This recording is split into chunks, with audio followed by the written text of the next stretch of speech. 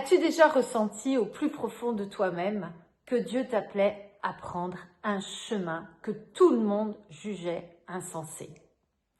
As-tu déjà eu ce moment où face à l'épreuve ou au questionnement, seule la foi pouvait te faire avancer, t'aider à avancer, à comprendre ou même à espérer? Aujourd'hui, l'histoire d'Élie, le prophète de feu, nous révèle ce mystère. Parfois dire oui à Dieu contre toute logique humaine, c'est ouvrir la porte au miracle, là où le monde ne voit que la fin. Élie a osé faire confiance. Élie a osé faire confiance à la providence, là où tout semblait perdu. Es-tu prêt, es-tu prête à dire aussi ton oui aujourd'hui à Dieu, même si tu ne vois ni la route, ni la réponse? Parce que là où l'homme s'arrête, la providence commence. Reste avec moi et nous démarrons cette découverte de la vie d'Élie qui va nous inspirer.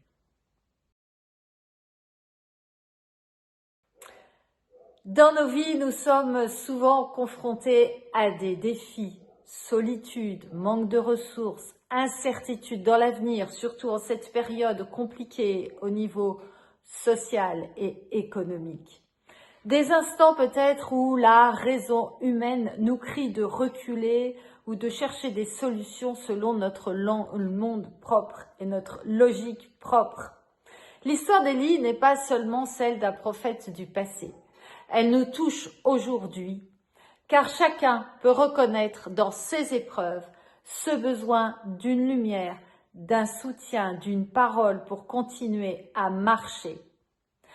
Le oui d'Élie devient alors une source d'inspiration, un feu discret pour nous qui guide nos pas quand tout semble s'éteindre. La foi n'est pas une force magique, mais une marche qui consiste à écouter Dieu d'abord, puis lui répondre, lui faire confiance chaque matin par des actes concrets dans nos vies. Entrons maintenant dans ce chemin d'obéissance et de confiance, là où Dieu surprend, soutient, relève, accompagne, même dans la sécheresse. Nous allons voir ensemble 3 points. D'abord, nous allons découvrir Élie et ce cœur qui écoute Dieu et qui répond et qui dit oui. Ensuite, ce oui qui est la réponse à la prière de celui qui écoute vraiment. Enfin, comment vivre ce oui dans la confiance et l'abandon dans nos vies, à nous concrètement? À la fin de cette vidéo, tu auras des repères pratiques pour mettre en œuvre la confiance et voir la providence active dans ta vie. Premier point, Élie, un cœur qui écoute Dieu et qui dit oui. Élie, qui est Élie? Élie est un prophète de l'Ancien Testament que nous retrouvons dans le premier livre des rois à partir du chapitre 17. Il apparaît soudainement dans l'histoire d'Israël comme envoyé dans un temps d'idolâtrie et de sécheresse. Et dans ce chapitre 17 du premier livre des rois, nous découvrons 2 histoires de providence, 2 histoires dans lesquelles nous voyons Élie qui écoute, qui fait confiance à Dieu et qui défie toute logique. Le premier exemple se trouve à Kérit. Kérit, Dieu demande à Élie de se rendre auprès d'un torrent après avoir annoncé la sécheresse au roi Akab. Il lui demande donc de se rendre près d'un torrent pour boire l'eau du torrent et Dieu lui dit qu'il a ordonné aux corbeaux de le nourrir. Chaque matin, chaque soir, les corbeaux apportent du pain et de la viande. Là, rien n'est logique. Dieu demande à Élie de quitter la scène, de se cacher. Ce n'est ni glorieux, ni compréhensible humainement. Mais Élie ne discute pas, il obéit, il ose dire oui à une route inconnue seulement parce qu'il croit à la fidélité de Dieu. Et donc, c'est dans le secret, coupé de tout réconfort humain, de toute aide, qu'Élie expérimente la providence. Dieu, à travers des moyens improbables, comme les corbeaux, subvient à ses besoins. Nous voyons que quand toute logique s'effondre, la confiance en Dieu ouvre la porte à un autre monde. Oser dire oui à Dieu, c'est accepter parfois d'entrer dans l'invisible, de sortir de notre zone de confort, là où seul lui peut préparer une table, comme il est écrit dans le psaume 23. Mais voilà qu'un jour l'eau du torrent tarit, puisque la sécheresse se sévit. Mais Élie est toujours attaché à écouter Dieu et Dieu qui pourvoit, et à suivre ses aspirations, à suivre ce que Dieu lui recommande. Et donc, Dieu lui demande de se lever, d'aller à Sarepta, qui appartient à Sidon, et à demeurer là. Et il lui annonce qu'il a ordonné à une femme veuve de le nourrir. Voilà, osez croire que c'est au cœur des déserts que Dieu veut parler le plus intimement. Et l'écoute de Dieu dans la prière n'est jamais vaine, même quand tout semble stérile. Eh bien, je t'encourage à prendre chaque jour un temps de silence devant Dieu. Ouvre-lui ton cœur dans la prière, même si tu ne comprends pas encore tout, mais reste à l'écoute.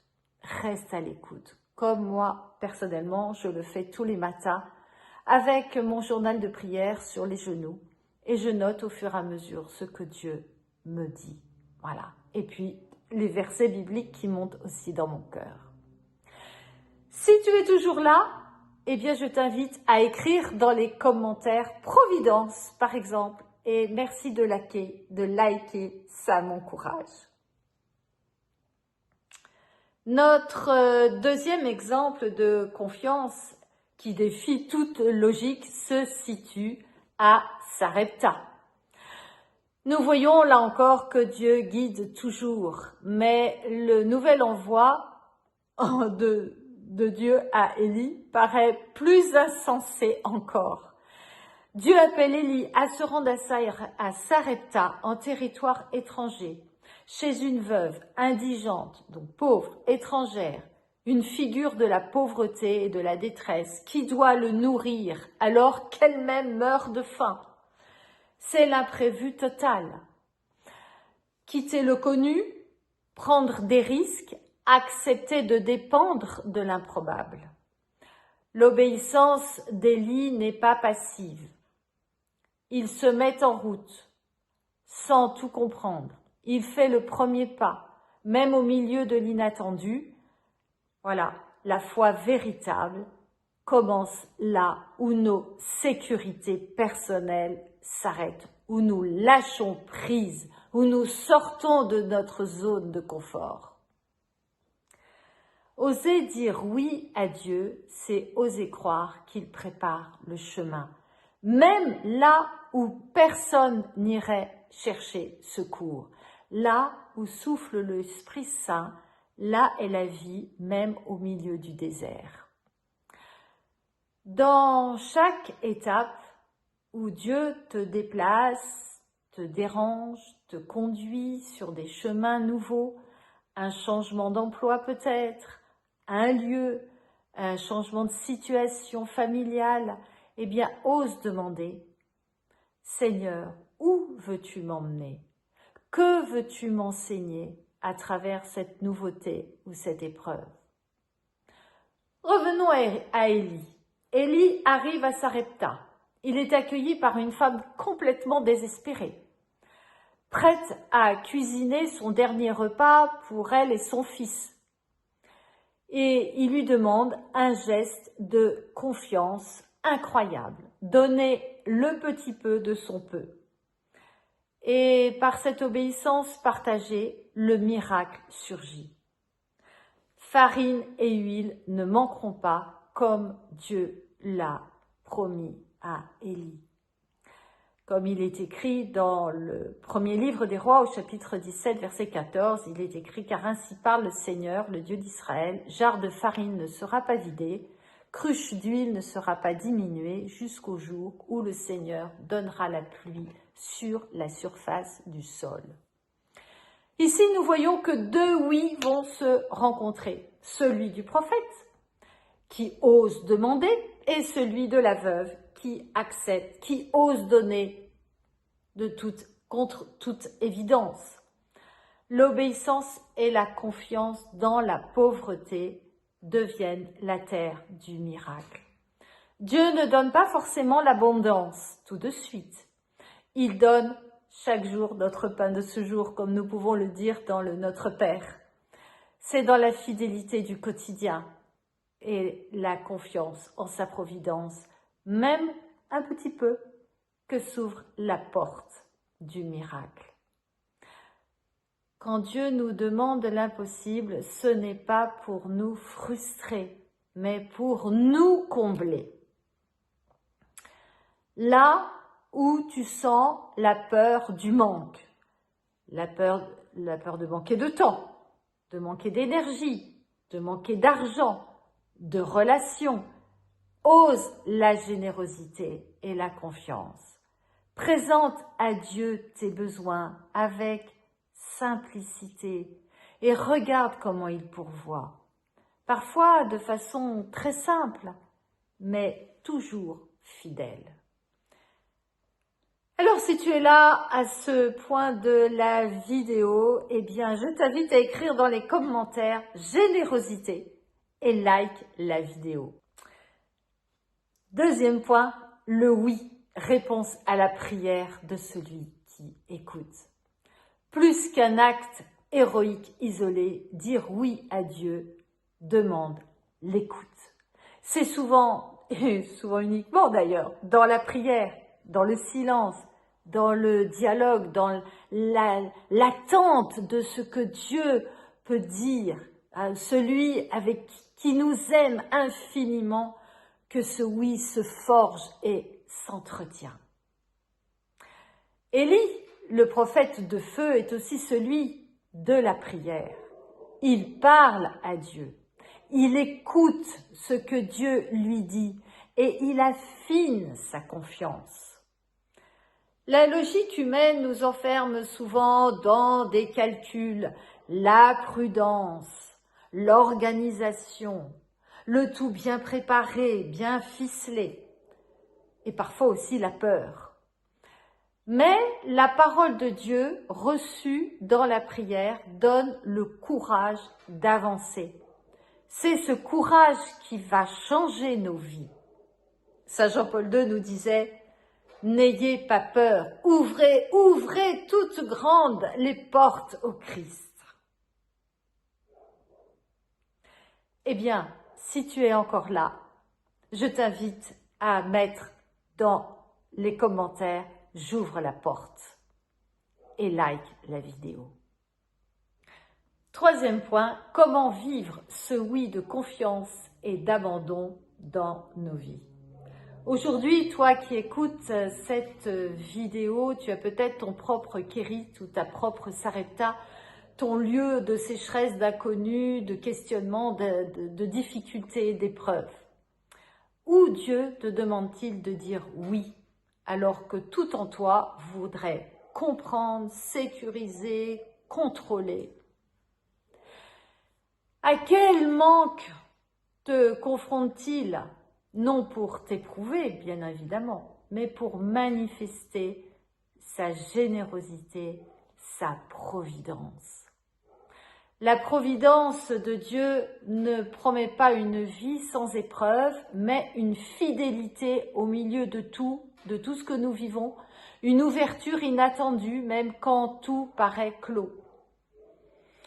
Personnellement, j'ai déjà fait le pas de suivre ce que Dieu m'avait dit dans la prière et avec mon mari, expérimenter cette providence de Dieu dans des choix et dans des décisions concrètes. Le miracle n'arrive jamais là où il y a surabondance et contrôle. mais quand dans la vulnérabilité, on choisit encore de faire confiance et de donner. Alors si tu es encore là dans cette vidéo, eh bien je t'invite à noter dans les commentaires « Accueil de la confiance » et like, ça m'encourage. Quatrième point, nous sommes maintenant à la mise en pratique. Oser prier, écouter, puis agir. Aujourd'hui, je t'invite à choisir de prendre chaque matin un temps d'écoute dans la prière. Ose obéir dans les petites choses où Dieu t'appelle, même quand tu ne vois pas tout le chemin, même quand tu ne comprends pas vraiment. Et confie-lui tes besoins chaque jour pour laisser la providence transformer même les plus petits gestes en miracles de fidélité. Prends le temps aussi, après ce message, de demander à Dieu dans la prière, « Seigneur, où attends-tu mon oui aujourd'hui? Où puis-je oser te faire confiance malgré mes peurs? » Offre-lui tes pauvretés. Écoute sa parole avec un cœur disponible. Comme Élie, laisse-toi déplacer, même si cela n'a pas de sens a priori à tes yeux, et ni pour le monde surtout. Dis oui dans la prière. Agis, pose un acte concret. Dieu ne décevra jamais ta foi ni ta confiance. Alors, je t'invite à écrire maintenant dans les commentaires « Oui à Dieu » ou bien exprime-lui une demande de force pour traverser tes propres difficultés ou tes manques. En conclusion, le feu du oui traverse toute sécheresse. Quand on ose dire oui à Dieu, la vie ne se simplifie pas toujours, mais elle s'ouvre à l'impossible, elle s'ouvre au miracle. Elle s'ouvre à la paix intérieure, à la plénitude, à la certitude de cet amour de Dieu qui ne faillit jamais et qui veut nous emmener vers les prés d'herbes fraîches, les pâturages d'herbes fraîches pour nous reposer. Et cette attitude ouvre à l'impossible, au miracle, mais à la providence. Alors comme Élie, mets-toi sous le regard de Dieu dans la prière, dis oui, là, le feu de la confiance traverse la sécheresse et la jarre ne s'épuisera jamais. Si ce que je t'ai partagé aujourd'hui t'a encouragé, je t'invite à soutenir cette chaîne de 3 façons différentes. Premièrement, d'abord en cliquant sur le petit bouton qui apparaît à l'écran. Ça indique que mes vidéos comptent pour toi et apportent de la valeur. Ça incite YouTube à les partager à des personnes comme toi qui ont besoin d'être encouragées, qui sont désireuses de progresser dans leur foi. Deuxième façon, eh bien, tu peux t'abonner à la chaîne. Chaque semaine, je publie du contenu nouveau, soit par des vidéos, soit par des likes. Et je serai heureuse de t'accueillir parmi nous pour construire ensemble cette communauté de personnes qui ont la foi, qui veulent avancer dans la confiance en Dieu, qui veulent avancer ensemble dans une communauté qui met toute sa foi et toute sa confiance en Dieu. Enfin, si tu veux aller encore plus loin dans ta vie de foi, eh bien, je t'encourage à rejoindre les fraternités apostoliques des serviteurs de la miséricorde ou la fraternité amie des serviteurs de la miséricorde. Pour cela, eh bien, consulte le site, tu auras toutes les informations et n'hésite pas à nous mettre un message. Ainsi, tu pourras aller encore plus loin dans ta vie avec le Seigneur, pour devenir un artisan de paix et mettre en œuvre la confiance en lui et en sa miséricorde. Enfin, tu peux aussi te procurer mon livre qui apparaît à l'écran maintenant, hein, Confiance en Dieu, vivre de la providence, qui est sorti aux éditions des Béatitudes, qui te propose un parcours pour dénicher tes obstacles, les renverser et avancer sur un chemin de bonheur. Sois béni, à bientôt!